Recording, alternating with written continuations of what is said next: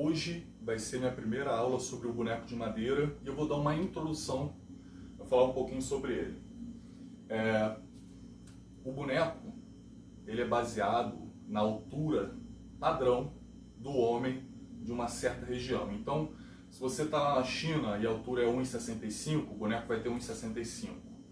Já que eu estou aqui no Rio de Janeiro, a média é de 1,75. Então esse boneco tem 1,75, eu tenho 1,93, certo? Algumas pessoas falam que a altura é baseada no seu tamanho, mas imagina um boneco do meu tamanho, 1,93. Eu não vou lutar com pessoas de 1,93, certo? É difícil ter pessoas de 1,93, 2 metros de altura. Então você tem que deixar o boneco na altura padrão da sua região. Você pega uma pessoa muito baixa, né?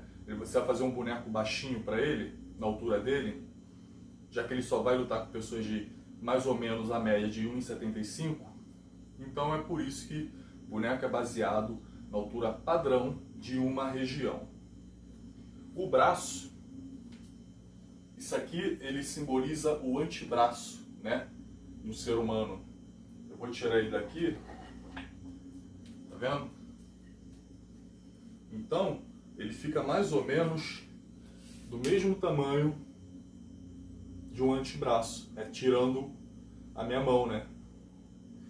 E o pessoal tenta colocar tem uma espessura mais ou menos semelhante também, tá vendo? Aproximadamente semelhante.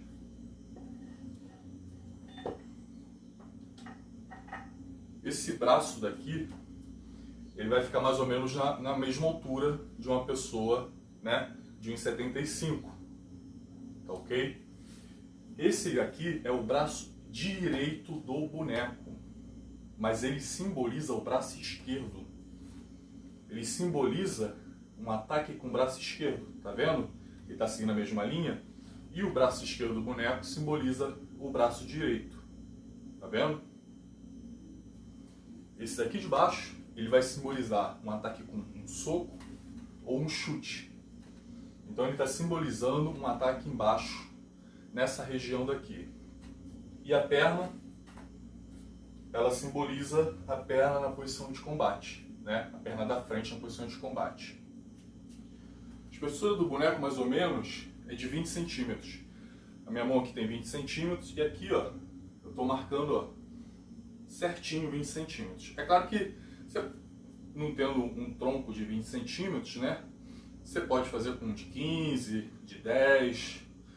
O meu primeiro boneco, ele foi um compensado fininho e os braços eram de cabo de vassoura. E eu pregava com aqueles preguinhos de madeira bem vagabundinho, bem pequenininho.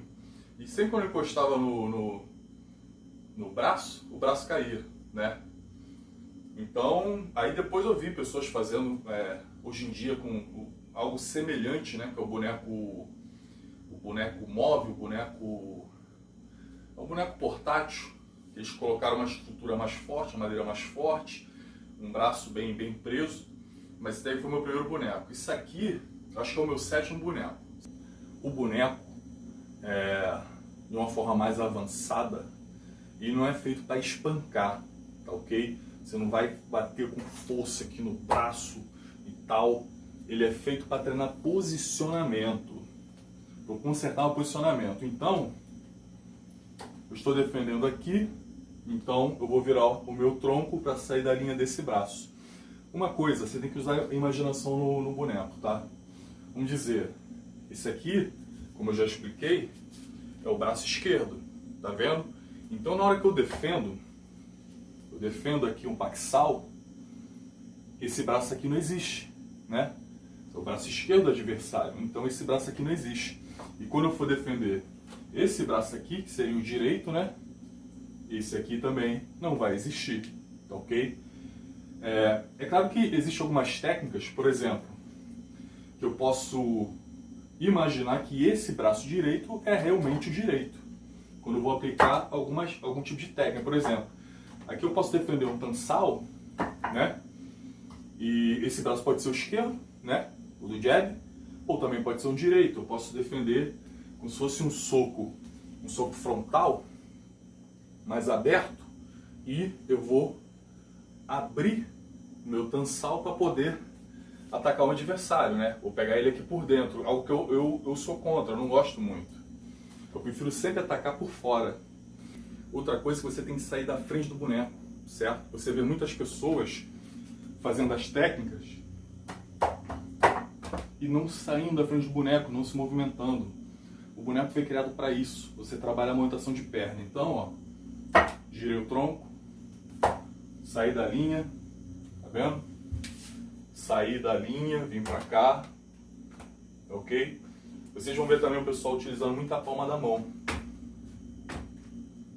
certo? Mas na verdade é para vocês atacarem com a mão fechada, entendeu? O pessoal faz com a palma da mão para não machucar, né? Por isso que hoje em dia o pessoal coloca esse tipo de proteção, um tatame, um saquinho, aí prende no boneco para poder atacar com a mão fechada. Antigamente o boneco ele era preso no solo, né? Por exemplo, aqui tem 1,75, então ia ter mais 1,75 para baixo, né? Ia ser um tronco aí de quase 4 metros, 3,5 metros. Então ele era enterrado no solo. O boneco mais moderno, vocês vão ver, ele ali da década de 70, 80, por aí, 60, né? Ele tem umas varas, né? Atravessando o boneco aqui na lateral, aqui em cima e embaixo, né? E tem uma estrutura prendendo ele na parede.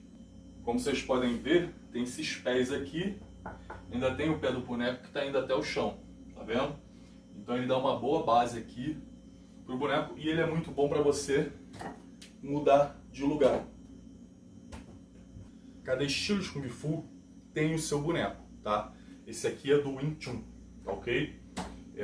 Você também vê muito no Jeet Kune Do, porque o Bruce Lee foi praticante de Wing Chun, ele baseado no Wing Chun, ele fez algumas modificações e tal. Esse boneco aqui é da linha Ip Man. Você pode ver que os braços, o braço aqui direito, ele tá mais alto que o esquerdo. O boneco antigo, os braços, eles eram alinhados, eles ficavam na mesma altura. Eu não gosto do boneco assim, nesse alinhamento, porque eu estudo o Wing Chun antigo, como era praticado ali no Junco Vermelho, em Fukien. Então, pessoal, essa é a primeira aula sobre o boneco de madeira, Mu Kian Jong, para vocês conhecerem ele, uma introdução, ok? Na próxima aula eu vou passar a primeira técnica.